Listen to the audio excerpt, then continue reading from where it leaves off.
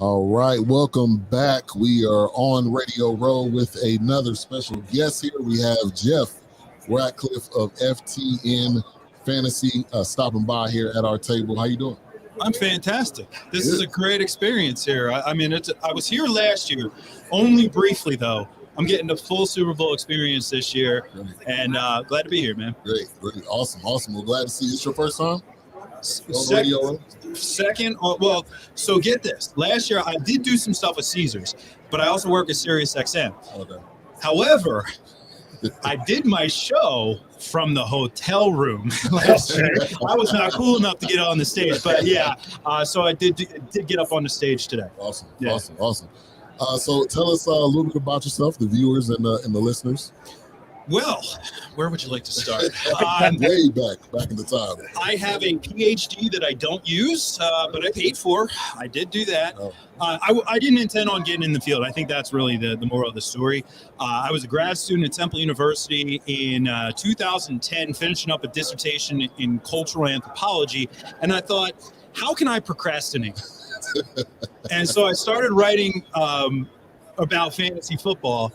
And I wrote an email to somebody, and everything is timing in life, right? Right. This guy named Mike Clay, and Mike now is at ESPN. He's a pretty big deal, but back then he was just Mike Clay. So nobody knew who he was. Yeah. And the email essentially was, hey, I want to write fantasy articles. Here's a sample about Beanie Wells.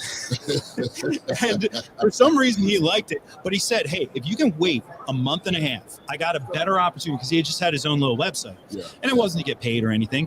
He said, have you ever heard of Pro Football Focus? And I was like, yes, I have heard of that. I have not heard of it. Hey, that's what you got to do in those situations. He's like, can you write about analytics? I was like, yes. I could not write about analytics. I wrote about Beanie Wells. I mean, that showed right there. Right. But we launched the fantasy vertical at PFF in August of 2010. Nobody knew what PFF was. Eventually it was like, oh, you guys are the snaps guys, and you guys grade, and you guys suck, was pretty much what we heard. And then things changed in 2015 when some tall guy named Chris Collinsworth bought our site. And it was a rocket ship. I went from being like grad student, got the PhD, was a part-time college professor, and really making no money, and for a good chunk of it, zero money, and then very little money, to all of a sudden being offered a full-time job, getting on Sirius XM, getting on CBS to do TV. It was wild. You never know when things are going to happen, man. Right. So go ahead. You got a question? Yeah. So best sports fantasy radio show. You won that award, right? A couple of times. Wow. Talk us through that. Talk to me about the first time you won that award, who nominates you, things of that nature. Yeah. So we have an industry organization, the Fantasy Sports Writers Association. So it's just us recognizing each other for good work. But the first time was in 2016, which was actually really cool because 2015, I did that show with Mike Clay. That was my first year. I was just the co-host, right? I was the guy on the side. Clay gets ESPN. He's not going to turn that down. Oh, yeah. And then we were left with me, and there really wasn't anybody to be a co-host. So I said, hey, let me do this show solo. And basically everybody was like, you are crazy. No, we're not doing that. This is not how it's done. One person believed in me, though, and it was the program director at SiriusXM. His name is Matt Deutsch. He's no longer there, but still around, just not at SiriusXM. But all it takes sometimes is that one person to believe in you. Yep. And then that first year, we won Best Radio Show. And then I left there for FTN in 2020, and it became the Jeff Ratcliffe Show after that. I did not name it after myself. I was like, really, we want to call it that? The higher ups, right? But last year was the first time I won that award for my own show, which was really meaningful. Put a lot of time and effort to make a really entertaining, informative, engaging show. And it is nice to be recognized by your peers. Well, we're going to call you Dr. Ratcliffe. I appreciate that. I did. Yeah, my question is about fantasy football. The growth of it has been growing for years. When you look at the growth from when it started back in, I'd say, early 90s and before then, to what it is today. Yeah, it's staggering. And there's a couple things that really help that growth. So if you're talking about the OGs, the manual, the 80s and 90s, paper, newspapers, they were getting the USA Today. And I mean, that player, like I always say, I started in the late 90s. I always say, though, for those people who are around then, thank you. Because if it wasn't for them, and they all got it was Dungeons and Dragons for sports nerds, right? They all got made fun of. You live in your mom's basement. All of this is true, but it hurts a little bit. But regardless, like those folks made it for what it was. However, two things that really helped us take off. First thing, the advent of being able to do it online. Yes. That makes everything. You don't have to worry about scoring. You don't have to call in your waiver ads and your trades and all of that, right? So that helped. But, when I started in 2010, it was still not this big. It was always looked as like that secondary thing. We didn't have a seat at the table. Now we do. And a big part of it, though, was DraftKings and FanDuel, the daily fantasy sports revolution that took place in the mid-2010s. 2014, 2015, remember that era? We all got the advertising. No matter where we went, there was advertising for it. But that helped take us to another level. And now, like, you see it when you watch pregame shows. You got former players talking about fantasy teams. You got the host. They're talking betting lines, all of it together. And honestly, it just makes the experience so much better for fans. Yeah. I mean, whenever the NFL acknowledge it, right? Yep. And they actually have shows on NFL Network talking about it, right? That's when I mean, nowadays, even matter of fact, last night at opening night, they asked, what's the San Francisco tight end's name? They asked George Kittle, who should I pick up in my tight end on my fantasy team, right, for this game? And he goes, oh, Kelsey. Yeah. And they're like, no, he said you. He goes, he's lying. Get him.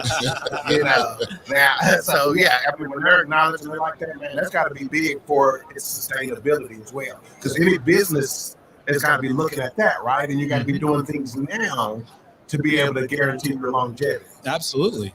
And it makes the experience so much better. You think of the beauty to sports in general is it instills in us all this passion, right? As a fan base, you're very passionate.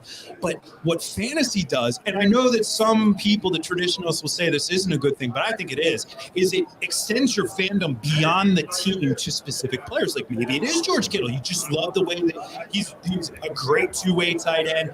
Love the way he can run after catch, but he can also get down in the trenches and block those defensive ends.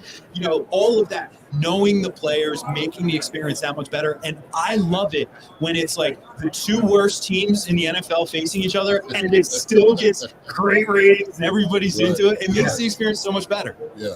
Has anyone, be it talking about fantasy, has any player or anybody came up to you and got upset with you because of your thoughts or your opinions or your pick or anything? Because some players are kind of iffy about that. They know it's here, but they have a little bit of beef because you're either rooting for them or against them, literally them. I tend to take a very zen approach to my analysis, which I'm not going to straddle the fence. I'm not going to do that. But I think, being that extreme, like loving a player too much or hating a player too much is not really beneficial. Like, my objective is to help fantasy players become smarter, more informed players about the game, because it really comes down to the game itself. It's fantasy is just my excuse to talk about football, 365, 366 in a leap year. But I've never really had that experience, fortunately, with a player. I've had a lot of interactions with current and former players, and what I love about, there are some players like Austin Eckler, for example, a great ambassador for fantasy. When they embrace it, it's even better. Maurice Jones-Drew back in the day was one of those guys, right? MJD. I was always like, I love to myself. Like, I love that. So I've never actually had that, fortunately. Maybe other fantasy analysts have, but I haven't had that experience. Yeah, and here's one more aspect of fantasy that is blown up.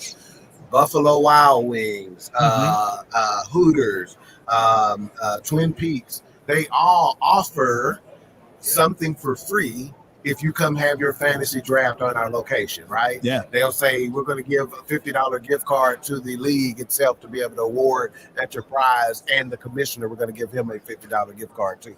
Things of that nature. So talk to me about that. Did you notice when restaurants started, kind of promoting, hey, come have your fantasy draft here? And the many ways some people come to Vegas every year for their draft. Yeah, they do. And they just spend the week in Vegas together as a group, and they work their drafting. And sports folks too. Yeah.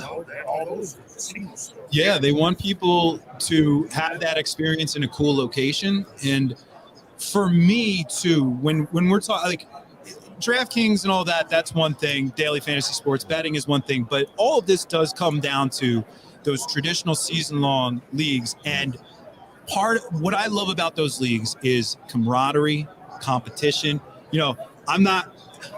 I would love to be able to get out on a basketball court right now, but I know as soon as I do, probably the best thing I do is sprain my ankle. It'll probably be a lot worse than that, but I'm still competitive, and I want to go up against my boys, and I want to beat them in leagues. And all of that you get in a fantasy league, but the single best event of the entire year, every year, is that draft. That's right. It's that draft. Yeah. Like, the excitement before. It's like you don't get a lot of things that feel like Christmas morning as an adult. Right. Now, granted, I kind of feel that way walking around here. Yeah. But this is one of those moments. Yeah. Every year at drafts, I get that feeling. I wake up, like, spring out of bed. All right, let's go. And and what I love too is we take our time. We enjoy that time together. We reminisce. We make fun of each other. We do all the things that guys do.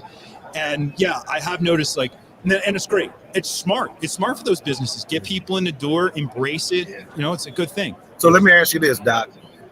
There are a lot of different scoring systems and roster makeups that have morphed now, right, in the different fantasy leagues. Yeah. What is your preferred roster makeup in terms of the leagues, or do you have one? I don't have 100% preferred, but I will say this. So are you familiar with what Superflex is? No. Superflex, so a flex spot traditionally is you could start a running back, wide receiver, or tight end in that spot. When you add the super, now you can start a quarterback. Yes. You can start a second quarterback. Now, in 2004, when you had one or two 4,000-yard passers, one guy throw for 30 touchdowns, it didn't make sense. Today, you got a dozen of each. And annually, there's somebody who's threatening 5,000. And annually, there's somebody who's threatening 40 plus. We didn't get it this year, but we get it a lot of years. And then maybe even 50 plus, right? There are more quarterbacks at our disposal. So if you only start one, if you're in a 12-team league, legitimately, there's more than 12 guys who could be started. Now, not all of them are going to be Josh Allen, but you don't necessarily need Josh Allen to win your league. Superflex now means that up to, if it's a 12-team league, 24 quarterbacks. Now we get into the nitty-gritty. But the cool thing as well is you could have been somebody this year where you're like, you know what? I'm going to take a shot on C.J. Stroud. You probably won your league as a result of that decision. Especially people said your number 2 quarterback. He might have been your number 3 initially, right? And you just won your league. C.J. Stroud's not getting drafted in a one quarterback league. Well, this year he will be, but last year he was not. So it opens up more players, and that's what I'm all about, is getting more players into our fantasy lineup. So I have to say, maybe that would be the number one requirement for me. I love Superflex leagues. Right, love it. Yeah. And Doc, the last thing from me, but I wanted to give Nathan Ramachandra from the NR Hour Sports Show. He says Jeff is the best. So if he thinks you're the best, go ahead and give him a shout out, because that'll probably make his day. I appreciate you, Nathan. Appreciate you. Shout out to Nathan. I got two questions. Now I've got the Super Bowl. Tell us some of your favorite props. You know, we have props about Usher. What first song he going to sing? Or you have, who's going to score the first touchdown? Yeah. How long is the national anthem going to be? What are some of your favorite props? So I don't know if you guys know this. I mean, we often talk about Tom Brady being the GOAT, but Orange Gatorade is the GOAT. 5 times. Right. It's the only 5-timer ever. The 2019 Super Bowl was Orange Gatorade. It's 3-1. I mean, it's silly. It's fun. So I have Orange Gatorade. But you mentioned the first touchdown. Travis Kelce's plus 750. In the last 4 Super Bowls, we did not have a running back score the first touchdown. Wow. It was 2 quarterbacks. It was a wide receiver and a tight end in that span. Jalen Hurts was last year, right? Travis Kelce plus 750. It's not super long odds, but the only 2 that are shorter odds are the 2 running backs, Pacheco and McCaffrey. So I actually kind of dig that. I also like this idea, so we've never had a tight end win the MVP. If there's going to be one, it would Travis Kelce, right? Yeah. So in order for him to win the MVP, I think it can't be, he had 7 catches, 75 yards, and a touchdown, right? The Mahomes is probably going to win it then if they win the game. If they win the game and he wins MVP, he almost certainly has to have 2+ touchdowns. So if you're going to bet him, also bet the 2+ touchdowns. Yeah. So you can kind of stack it up there. I like doing that as well. Some of the player prop stuff is fun. Those lines keep shifting. But I think if you're going outside of those would be the ones that I'm looking at the most right now. All due respect to George Kittle, please don't take any offense to him saying if a tight end is going to win the MVP, it would be Travis Kelce, Doc. But Kittle, though, my one thing that I think, and I mentioned here, 2-way guy, such a good blocker. Yeah. He's facing a very good pass rush. Yes. Second in the league in sacks. So is he going to have to stay in a little bit more? Because you keep Purdy, Purdy clean. Yeah. He can be that point guard you want him to be. Right. And you have CMC on the other side. He might be the favorite to win MVP for this Super Bowl. Last one I saw, you're a Wu-Tang fan. Yes. Who is your favorite Wu-Tang member? Man, it is the original Wu-Tang. That's the 50 Wu-Tang members that come on stage, but the original. It's kind of like asking a parent, which is your favorite child? Yeah, right. I mean, so there are elements to each of them that I think are so fascinating. So early on, I've listened to Liquid Swords 1,000 times. I thought just the combination of the Jizz's intensely smart lyrics plus that raw, gritty, all the RZA beats initially were incredible. I even think of Kanye, Beautiful Dark Twisted Mind, right? But the beat for me is the RZA beat on that album, I don't know. I've gone through stages, it was I was in a Raekwon stage for a while. I was in a Daytona 500. I mean, I don't know if I can. Let's do top 3. Let's form like Voltron around the head. Yeah, the RZA. Okay. I mean, it really comes back to him. And I the TV show is amazing. I just found out they're doing a residency here. Wu-Tang is at the hotel I'm staying at. This is all meant to be. Yeah. Did you see the documentary or the show based on their coming up and whatnot? Right? It's pretty good. Now there's also an app that you can put in your name to see what your Wu-Tang name is. Yes. Have you done that? I have not, but Donald Glover did it. Yeah. That was where Childish Gambino came from. Oh my God. Really? Yeah, that was it. He put it in a Wu-Tang name generator. Yeah. Wow. And you want to get CJ's question? Yeah, so we got a question here. He says, how should you draft your fantasy roster? In what order? Wide receiver, QB first. And that's changed over the years too, right? Yes, it has. So I take a pretty dynamic approach, and I'm not going to lock into any particular positions, but maybe we'll address quarterback first and foremost. If it is a 1 quarterback league, there's value later in drafts. getting Josh Allen in the second or third round, he's worth it, but the value cost of your roster I don't think is worth spending on him. He's worth that price point, but I don't want to spend that much on him.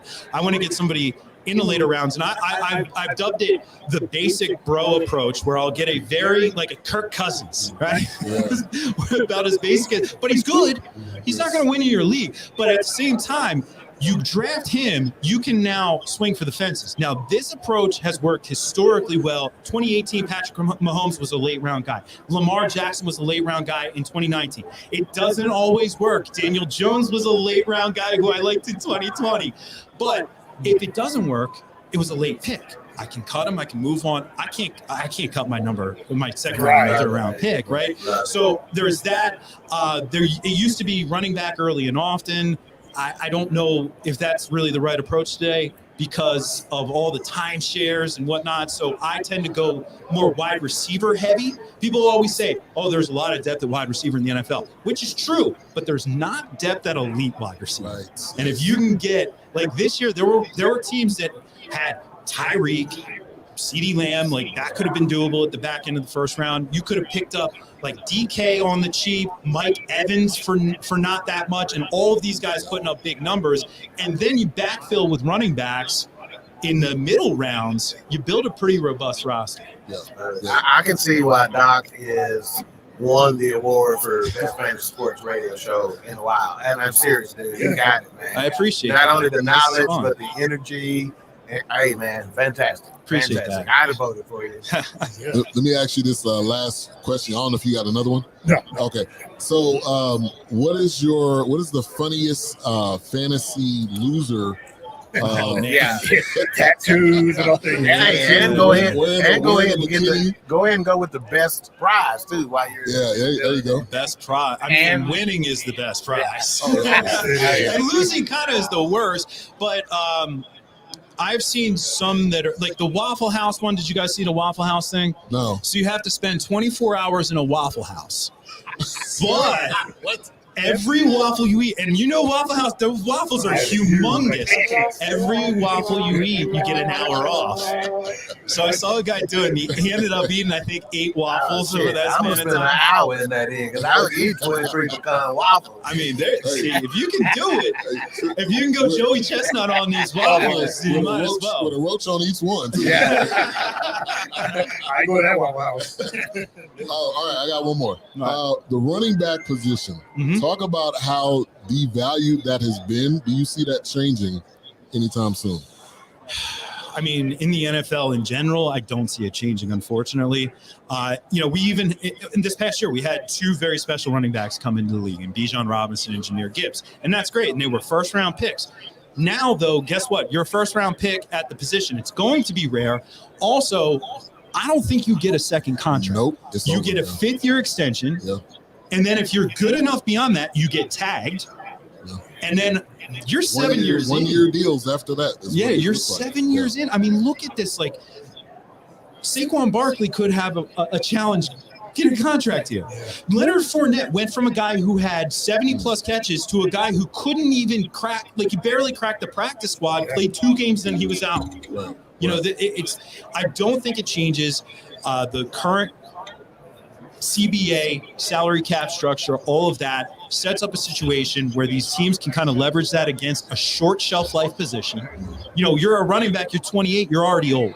You're 28 at quarterback, you haven't even hit your prime. Right. It stinks for those guys. And then also now we're seeing, on top of the fact that these teams realize, hey, I can get a guy on day 2 or day 3 of the draft, come in, pay him $750,000, create all the cap room as a result of that. They also are using a lot of timeshare approaches or even full-blown committee where it's more than just 2 guys. Yeah. I don't think that changes. Now, I hope that doesn't mean fewer and fewer kids are going to be running backs because it still is an important position. But I mean, and it's one of those sexy positions too. Oh, it is. I mean, you go Emmett, Barry, Sanders. Yeah. I mean, all of those running backs that we know and love, they were running backs. You wanted to be the running back. You're playing football in the street. Yeah. You wanted to be the running back, but times have changed. Even when it was like number 1 picks in fantasy, David Foster. He was like every single year. He's the best Yes. running back. But now you said it changes each and every year. Yep. Then it's just wide receiver sometimes. People are taking Travis Kelce number 1, 2, and thought fancy Travis too. Yeah. What do you say about that whole dynamic of when things are changing? You got to be like, I don't point. Running back's always the premium position. Now it's wide receiver. Now it's tight end. Some people even put quarterbacks. Like, what do you think about the changes over the years of the number 1 pick? Changes create opportunities because there's a lot of groupthink in fantasy football. There's a lot of follow the leader, and a way that I view it in some ways, it's game theory, it's zigging while other people zag, whatever you want to call it. It's finding the hole in the gap in the zone defense, but those things will create opportunities for a lot of folks. And one thing too that I will add on that, like, yes, there's a lot of focus on the first round, just like running backs. The first round sexy, it is, but where you make your team is not the first, second, or third round. Right. It's in those middle. It's the 5th, the 6th, the 7th. When you're scooping up value while everybody else is either a couple beers too many in or they just didn't do their homework, that's where it really makes up for it. And that's where a lot of these good running backs come from now. Right. Like Pacheco was a dude who you could get in the 6th round of fantasy drafts this year, and he obviously panned out. Yeah. People didn't know what David Montgomery was going to be for Detroit. You got him several rounds later than Jahmyr Gibbs. Kenneth Walker was falling. Yeah, it was falling. So it's an evolution. I don't think we're ever going to go back to where we were, but it's an evolution for in a good direction, and there are a lot of opportunities as a result. Well, man, Dr. Jeff, we appreciate you guys for coming on. Guys. Just let everybody know where they can find you, what you have coming up, what you have going on. Yeah, right on. So FTNfantasy.com is the website. I'm at Jeff Ratcliffe. Please leave poor Jeff Radcliffe alone. He doesn't have your fantasy answers on Twitter and on Instagram if you want to look into my life. I'm still doing stuff from here. So I have Sirius XM the next 3 days. Noon to 2 Eastern, which still messes me up, the time conversion. And then after this, I'm running over to the Bellagio. So if you want to watch on CBS Sports Network from 3 to 5 local, 6 to 8 Eastern, that other pregame show doing a couple hits on some fantasy and some betting stuff. We're going to have fun over there at the Bellagio. Awesome. We appreciate you for coming on. Thank you. Thank you for stopping by. It kind of slipped my mind because I didn't respond to the email, but no problem. Hey, excellent guest, man. Thank you so much. You guys. Appreciate you. BS3 Network, changing the way you watch TV.